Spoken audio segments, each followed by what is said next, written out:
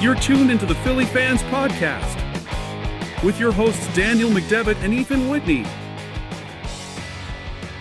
Ladies and gentlemen, welcome to the Philly Fans Podcast. I am Daniel McDevitt, joined by... This is Ethan Whitney, Dan. Really excited. I know you have some fun statistics about the Philly Fans Podcast we'll get into in just a moment. Phillies have won 6 straight, and really excited to just talk Philly sports with you, or Philadelphia Phillies sports with you. Yeah, I'd like to congratulate everyone here for making it to episode 2. The long journey we've had, and to commemorate it, the Phillies have not lost a single game since the creation of the Philly Fans Podcast. So just want to put that statistic out there and say we might be the reason. Undefeated. I think, before or after, I think you can't deny it. We Without might a never doubt. lose again. Without a doubt, I mean, as long as we keep making these podcasts, they're going to win, and hopefully they'll take the win tonight against the Reds. Yep. Obviously, the last time we went up against the Reds, it was rough, but, obviously team's been red hot since then. Players are kicking. Yep. You have the bullpen kicking off. I mean, you put it here that Ranger went all 9 as he went all 9 the night we released the podcast, was it? Yeah, it was either the night of or the night after. Or it could have been the night of because we recorded late that night, so I believe it was the day after.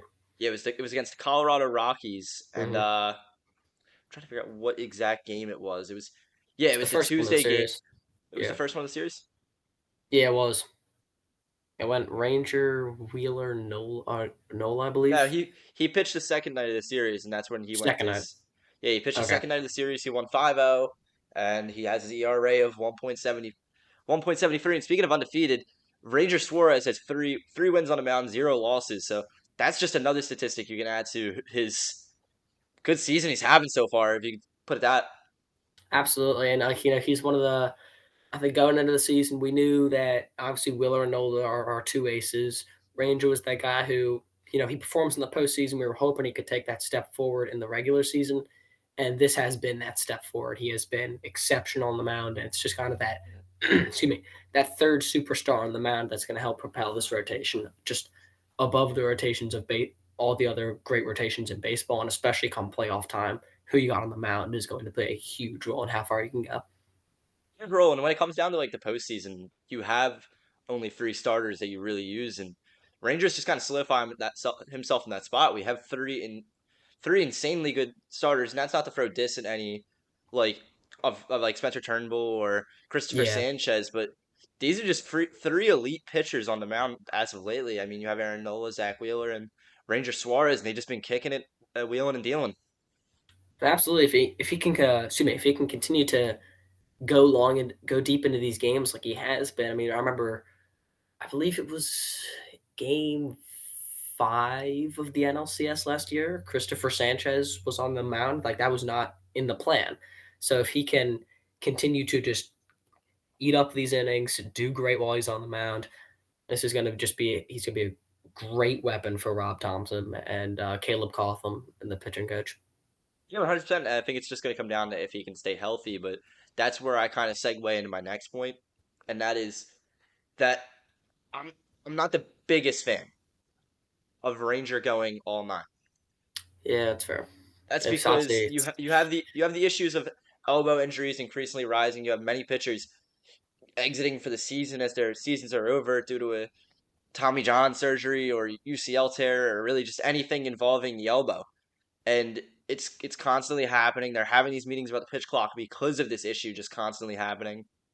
And then you have Topper going taking out Ranger and letting them throw that many innings. It's just kind of odd that he would let that happen. But it's an easily arguable, like I'll give myself this because it's an easily arguable point that I'm making because of the fact that you have these pitchers that are going out and they're throwing high velocity. Ranger Suarez isn't a high velocity pitcher. His fastest pitch is a 4-seam fastball that goes up to 93. So either way, you could bring it. And I got to say where I stand on this is I'm fine with Ranger going all 9 this time, but it shouldn't be a thing that happens often, is what I'll put out there for it. Definitely. I think this was more of just a thing for the team because obviously it's early in the season. The Phillies, we've said this before, they're infamous almost for this fantastic locker room that they're building. I think this was more of a thing for Ranger's one of those guys, everyone loves him, and he's starting to get that national recognition that he deserves. And I think this was just something for, the No team doubt. to rally around him. Yeah, 100%. I mean, it's just one of the things I put in my notes here is it really does show a lot of trust. Yeah, I mean, Topper let him go this far in. What was it? How many pitches did he throw? I believe it was like 120 something. It might have been somewhere around that 116. number, give or take 5 or 10 pitches, but somewhere around that number. Yeah, it was somewhere around that number, and it's just that is a lot of pitches to give a player. They could easily let up runs or whatever, but it's just pure trust that Topper has in Suarez and Ranger Suarez, and the two of them have a really good bond that it gets shown well in the postseason. That Ranger loves playing here, and that's going to come handy when you have to get a contract extension for Ranger Suarez, which is coming up very soon, and that's some we all want. Definitely. And to kind of segue into this is a little bit off schedule, but it's something that I've been wanting to talk about because we talked about this briefly, but it's come more into the Phillies news recently. Taijuan Walker got I believe it was his third start in AAA, and obviously his contract is I don't want to say an issue, but it's a big contract for a guy who's still recovering from an injury. And I believe he went 6 innings, 3 runs, or something like that. So I don't think he's quite ready yet. And I know we're on opposite sides on this. Maybe things have changed since then. It's only been a week, but let's see if he's going to be on this team or possibly be a guy because I think one of the 6 arms in this rotation, and it's between most likely Sanchez, Turnbull, and Taijuan Walker, is going to be shipped off for someone who can really help this team in Yeah, and August.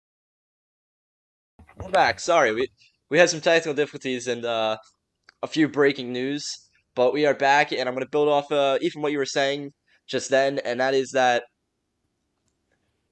I think Spencer Turnbull is the guy that needs to stay, and I could take it or leave it between the rest of the two because I feel like Spencer Turnbull's he's having a good beginning of the season, and I think there's a lot to build off of it. You have a guy who's not doing too well in the minors, and it's just that's Taijuan Walker, and then you have Spencer Turnbull who's doing great right now, and I feel like Spencer Turnbull's got to be the guy that needs to stay here as our starting pitcher. Absolutely. And I think, if anything, obviously Taijuan Walker still a long way from making his return for the Phillies because I believe that start where he went 6 innings, 3 runs, I believe that was in Clearwater. I don't even think that was in Double or Triple A. So I think, if anything, maybe when he comes back, start him in the bullpen. If it's like a 10-5 game and we're up, throw him in the ninth, see if he's ready to face the major leagues again. And if he's not, send him back down to Lehigh Valley or send him down to Reading just to give him, just to slowly ease him back into that role. And obviously, when it comes to deciding who, if anyone, obviously we've been talking like someone's going to get moved. There's a chance that they stick with a 6-man rotation, not a 6-man rotation, but with 6 pitchers there, especially with, like we're talking about, the injuries. But it should be a very interesting decision that Rob Thompson and Dave Dombrowski are going to make. Yeah, and 100%, as you were saying though, but per Todd Zalecky, Turnbull is expected to go back to the bullpen when Taijuan comes back, and this could be faulty information, but at the same time, it could be true because you have some odd decisions that are made by Topper the majority of the time, and it's just I feel like this is a very clear move, but they're just not going to go with it. Yeah, I think Rob Thompson took a lot of flack in the beginning of the season for how he was using Brandon Marsh. I think with hindsight, that was just testing out new lineups, and I'm very prone to giving him the benefit of the doubt. I think Todd's lucky. I think he's a very reliable source. I think that at least from the time he reported this, that there was a very good chance that that was the plan. But then just after he reported it, he threw, what was it, 6 and something no-hit innings against the White Sox. So I think not Taijuan Walker. Spencer Turnbull knows that he just needs to keep performing out there on the mound because if he continues to perform at the level that he's been, I trust that the front office and this team is going to give him what he deserves, and that's a starting job. Yeah, 100%. And you also brought into the notes that do the Phillies have the best rotation in baseball? And personally, I don't think so. I I, think don't- we're I close. I think we're close. Exactly. I think we're very close, but we're not there yet. This team is just starting to heat up, and I mean, like six game win streak is pretty cool and everything, but at the same time, everyone else is heating up currently, and we're still seeing a lot out of everyone else. Like you could bring up the fact of the beginning of the season. This bullpen looked like it was about to be a complete failure, and now they're wheeling and dealing like we said earlier. But it's just going to come down to if they can keep this up, and I don't think they have proven it yet to say that they are the best in baseball. And speaking of, sorry, go ahead. No, you're good. I was just checking over here. You're good. My mistake. My mistake.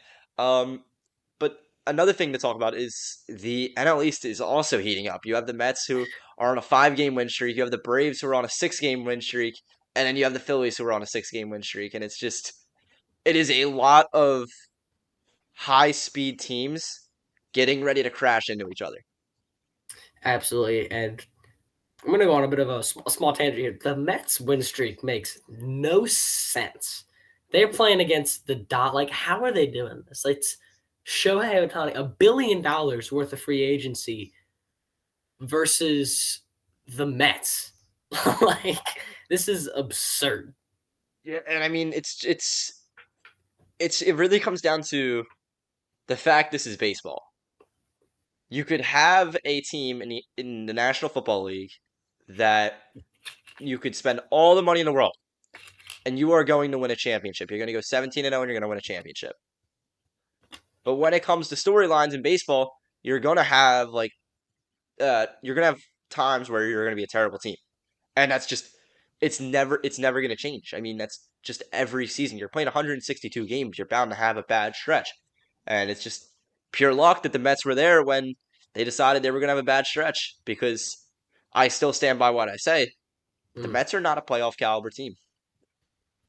They may make the wild card. Don't get me wrong. They may make the wild card. That's where I have them at. But they aren't going to go far at all. They're going to be a first round exit. That's it. I think, especially obviously, I'm not saying that I think the Mets are better than the Dodgers. Obviously, that's not what I'm saying. There, it's just unfortunate given the times. You know what I mean? Obviously, we don't like the Mets.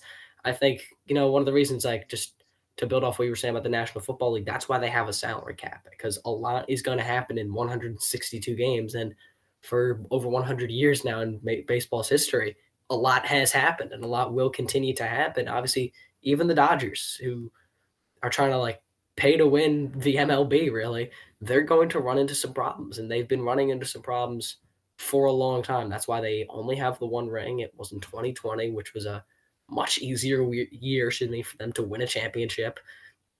So a lot's going to happen. A lot's going to continue to happen. And yeah, it's just unfortunate timing for the Phillies. Yeah, and a thing I put in here was that Rob Manfred visited the Phillies and the Rockies during the first game of the homestand for the Phillies, and it kind of brings up a lot of possibilities because it was a players-only meeting and press were not allowed to go to the meeting. So there is a lot of what were they talking about? I mean, it could really be about anything. I think for Rob Manfred, interestingly enough, the Phillies and the Rockies, I would, in a way, obviously I'm not Rob Manfred and I'm just going off of what I think, but maybe are two of the more important teams in his mind, because the Phillies, obviously, they've had a lot of very successful playoff runs, but the Rockies, ever since they had one World Series run back in 2008, not eight, back in, I forget when it was, they played and lost to the Red Sox, and they've just been obviously, we all know that Denver is a sports city, but it just hasn't really been working out for the Rockies. So obviously it's in his best interest to help the Rockies get a competitor and help them. Especially when you have two sports it's a huge sports city, especially when you have an NHL team that's a championship caliber team. You have a basketball team that's NBA final caliber team. Not too familiar with basketball, but it's kind of interesting that the Rockies have just been a poverty franchise for so long, and they've had glimpses of hope, but yeah, no. And as you're saying, I don't think he was crafting the plan to save the Rockies in that meeting. I just think he wants to help draw attention to that that side of the country, because it's just been a struggling market, and now obviously they've been in a rough spot for a while ever since, really. They had their franchise guy Nolan Arenado. Now he's in St. Louis, and he's been for years. Yeah, I have a different theory. I mean, I see where you're coming from, but like I think personally, it's just you have two teams there, and it just may be pure coincidence that he's at that game, but you have two teams there that are on opposite sides of the spectrum. You have a World Yep. Series caliber team, and you have a poverty team. And like I said, they could be talking about anything.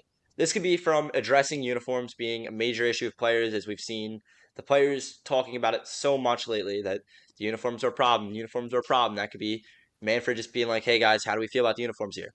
It could be the pitch clock. They've had a lot of meetings with the unions lately talking about the pitch clock and if it's beneficial to the players or not. If he's going there to collect some information, like, "Hey, how do you guys really feel about the pitch clock?" I believe that was a day after the MLB Players Union met with Major League Baseball to discuss this. But there's another thing, and it's out of the box, but it could be discussed. Robot umpires. How do we feel? Ooh, that this is a fun discussion. This is gonna be a fun discussion. Robot umpires. I like the system that they have. I think it's just the minors that they have where if a player or a pitcher, I don't know if it's a pitcher or a catcher can call the challenge. I believe it's just the pitcher. But if they don't like the call, they just tap on their helmet or tap on their hat. They go straight to the system, and the system says ball strike. It takes 5 seconds, and the call's reversed if it was a bad call, and the call stands if it was a strike or a ball. I love that. I think that's something that is such a simple fix because they have it on NBC Sports Philadelphia, so why can't the Yeah, MLB yeah, have it? 100%. And I mean, like it brings into the issue like we've seen a lot of umpires this year get a little crazy with their calls and a little power hungry. Some would A say. little Some would bit. say. I'm not saying they're getting power hungry, but So I've heard. some would say. And it really it there's no reason that they shouldn't be wearing an earpiece. Because like the umpire controls a lot of the play, and I'm fine with that. That's okay. That's a okay because you have the on-field challenges, and they work most of the time. I like the idea of you can only challenge two plays, and that's fine. But Mhm. it's just become such a constant nuisance with strikes and balls that it's really a thing you got to look into. And I'm not saying that every base should have robot umpires or like calls on the field should have robot umpires.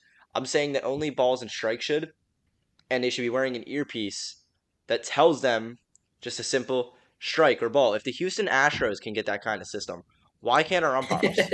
Like, it's just it's wild, and I really don't understand like why. Like, I get it's tradition, but like, why not have robot umpires if it works and it makes baseball a better game?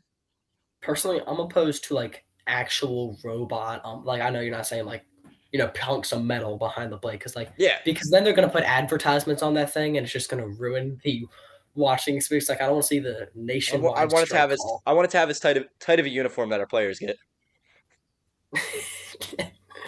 But robot umpires. It's been floated around for a long time, obviously, Yeah, I and I feel like just people get the bad connotation of it. Like it's like it's a literal robot behind home plate. Like no, the umpire's still going to be there. He's still going to be yeah, controlling the field. There's going to be all four of them. It's just you get a little earpiece, tells you strike or ball, and he calls it. yep. And I think from a perspective like, some people are very opposed to robot umpires, and I think that's fair because there's the argument where you could just get better umpires because the MLB is a multi-billion-dollar industry.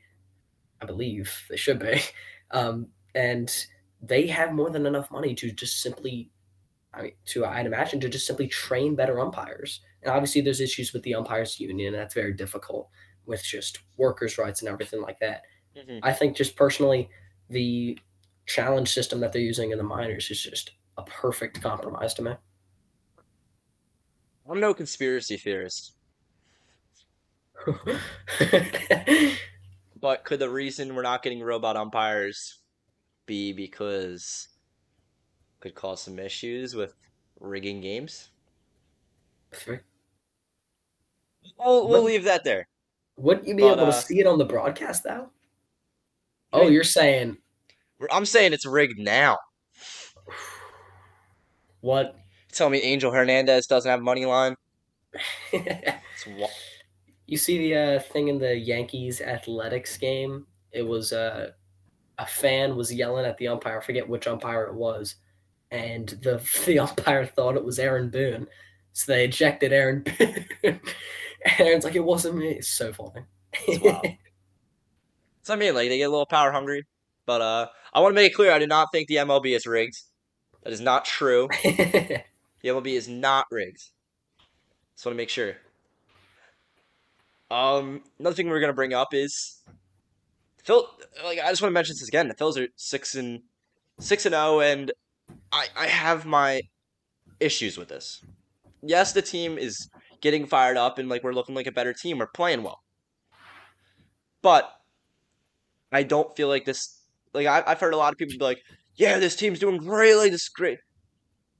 We're not a good team yet. We need to, and we need to prove it on a higher scale against better teams. You have the White Sox, who were at the beginning of the series a 55 run differential. These are two of the worst teams in baseball, and I really don't feel like not that the team shouldn't be getting praised. Like the Phillies used to not be able to win those games against those like easier teams, and that was one of the issues we faced. Like, yeah, that's good, we're doing that, but like to go out there and say that like, hey, we're one of the best teams in baseball right now, like this is amazing. Like, I want to see us perform against a good team before I start making all these accusations and saying that we're such a good team. And yeah, obviously the White Sox. We could do an entire episode on the White Sox, but that's a story for another day. Obviously, the White Sox, they've been a disaster for a long time, and I think people who are saying like like you said, I'd love to say that this makes us or this confirms that we're one of the NL's contenders. I think this, if anything, should be looked back on in a month or in 2 months as just what got us going, because we were starting playing very under what we're expected to play against the Braves, against the Reds, and now we're playing where we should be. Like we should be winning all 6 of those games, but we also should be able to win this series against the Reds. And I think that's where we realize, is this just fake? Are we just beating up on the 2 worst teams in baseball, arguably, or is this what got us going? Yeah, 100%. I mean, it's going to come down to we shouldn't be praised for this yet. But if we begin to be better along the line, this homestand will be recognized as the spark that got us going. That got our offense moving. But as of right now, it's just 6 wins. There shouldn't be anything special coming out of this. It is just 6 wins. Especially when those series against, we're going to see the Braves again soon. We're going to see the Dodgers, obviously. Like, those are the series that are going to determine whether this team is pretty much, to put it simple, I can't find a better word, elite or not. Because beating the White Sox isn't going to prove this team is elite. Beating the Braves, beating the Diamondbacks, beating the Dodgers. I mean, those are the teams that you're going to have to compete against for in October. Those are the teams that are going to be in your that are going to be in the bracket. And like I said, just to put it in the simplest terms that I can, those are the teams that are going to prove if this team is elite or not. Yeah, one of the things you brought up in the notes is you wanted to talk about Christopher Sanchez, and you said he's looking great, but I defer on this a lot I like Christopher Sanchez. Because I do not, yeah, exactly. I do not like Christopher Sanchez. I'd rather see Taijuan Walker take his job. I bet he'd be fine as a reliever. I'm cool with that. But Taijuan Walker is not a good starting pitcher, and he may have had a good outing, but look who it was against. It's against Colorado Rockies. I'm just saying. I mean, it's a bad team. Yes, he had one good outing, and he does that. He has good outings here and there, but he's not a reliable pitcher, and it's been his problem. And I've seen that through all of his time in his career here at Philadelphia. I've seen him have that problem in Lehigh. It's just constant with him. I love Rangers War, as you know this. Obviously, we've been talking about this for a minute, but I think I'm not opposed to the idea of of Christopher Sanchez going to the bullpen. I'm not opposed to that idea. He's, in my opinion, he would be a great long reliever for a lefty. You know what I mean? Yeah. But I think at the end of the day, if And obviously, like we said earlier, it doesn't have to be someone's getting moved, but if someone is going to get moved, it's just a money thing for me. So if Christopher Sanchez can keep it up and even just finish the season in the high threes in ERA, and like I think that's around where Taijuan Walker would be expected to put up those same numbers. If they're performing at the same level, Christopher Sanchez is $14 million cheaper. And when you already have a very expensive roster, I believe it's fourth most in baseball or something like that, you're gonna want to not cut costs, but you're gonna want to not be spending money on players who are going to be valuable players to the team. Yeah, and with Christopher Sanchez, I kind of have a theory of when I started disliking him as a pitcher.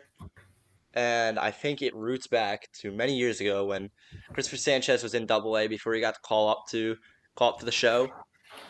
Was back when I went to a game when the Trenton Thunder were a Double A affiliate. And look, young me went to a game and I had all my Phillies gear on. I was ready to rep it. The Fighting Phils were in town. I was going to that game. And I see Christopher Sanchez go out to the mound. He is one tall dude, by the way. Is he? He is a tower on the mound. But I got a Mickey Moniak signature. And from that point, it was like 2018 or something. And I was like, man, I got a signature from like one of the top prospects in baseball. This is going to be worth a lot of money when he's the face of the Philadelphia Phillies. But it washed out over time, and so did his career. But that continued on, and Christopher Sanchez goes out there. He pitches a great game, then blows it. The Fighting Phils lose, and I was like, okay, that's the moment. And I don't think I paid $7 for the tickets, and I don't think I'll ever come back from it. The trauma that Christopher Sanchez gave me. Two things here. One, if possible, we gotta find that game. We gotta look into Christopher Sanchez's Double A career. Two, exactly where I was sitting, 104. Christopher Sanchez is 6'5", so you were not getting on that much. Yeah, exactly. I mean, like that dude is a tower. Like, and I was probably like, I was really short at that time. I was like probably like 4 foot. I was like 4 foot. So I'm seeing this dude like walk past me from the bullpen. I'm like, holy Lord, like that is a tower of a man. But all right, continuing on from Christopher Sanchez, Trey Turner. Trey Turner is looking really good, leading the team in batting average. So good that you mentioned breaking news when we came back from the technical difficulties. If you haven't heard, he has been named NL Player of the Week. He's been on fire in this last stretch. Started off last season very rough, and he's just been red hot ever since that standing ovation against the Royals. So just obviously congratulations to Trey, and hoping he can keep it up because he's going to continue to be, one of the most valuable members of this team. 100% attaboy Trey. What a good spot to be in heading in this next few games. I mean, I have a lot of confidence in the team. I mean, like I was just saying, you can't really feel out the 6 games, but I still have a lot of confidence in the team, and that kind of comes from this whole Trey Turner situation. I mean, he's crushing it, and not to mention another player that's crushing it, leading the team in home runs at I believe it was 6 home runs leading the team. Kyle Schwarber. Oof, he's back. We were talking about it was more of a single Schwarber last time. Ever since we've said that, it's like he got mad at us or something. I don't know what it is, but he's been just back to what we know him to be. Yeah, and he's had 18 hits on the season so far, and 6 of them are home runs. So I mean, I am A-okay with anywhere they want to put him in the lineup because he is slugging right now. And I also want to mention that Kyle Schwarber is not much of a base runner, right? We know this. Bigger dude. We know this. He's a bigger dude. We'll put it that way. He's fluffy. For 18 hits, he has 16 runs. I think I wanted to talk about this last time. He is tied on the team with runs. He's the second under. Trey Turner has 17.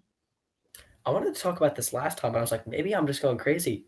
He looks just more agile. Like he looks like he cut down over the offseason. He hasn't lost any power, obviously, but he just looks just that little bit quicker. And like when you're one run behind Trey Turner, that is great company to be in.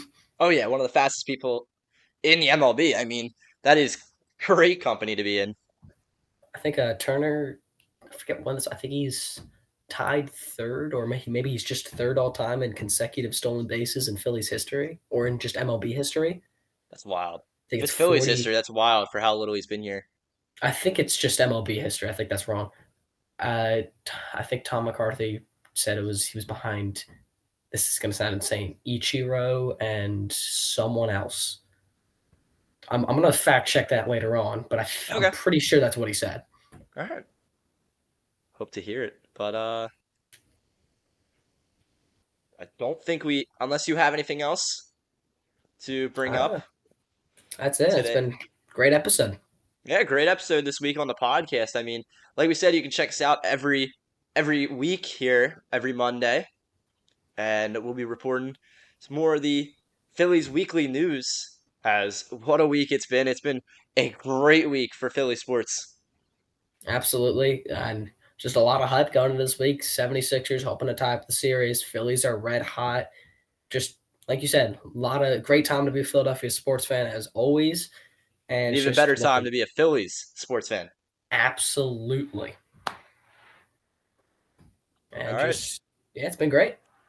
All right, for one final time, thank you for listening to the Philly Fans Podcast. You can check us out on Spotify for podcasts, or you can check us out on YouTube. Follow our Twitter. Both our Twitter handles are right here. And once again, thank you for listening, and have a great night.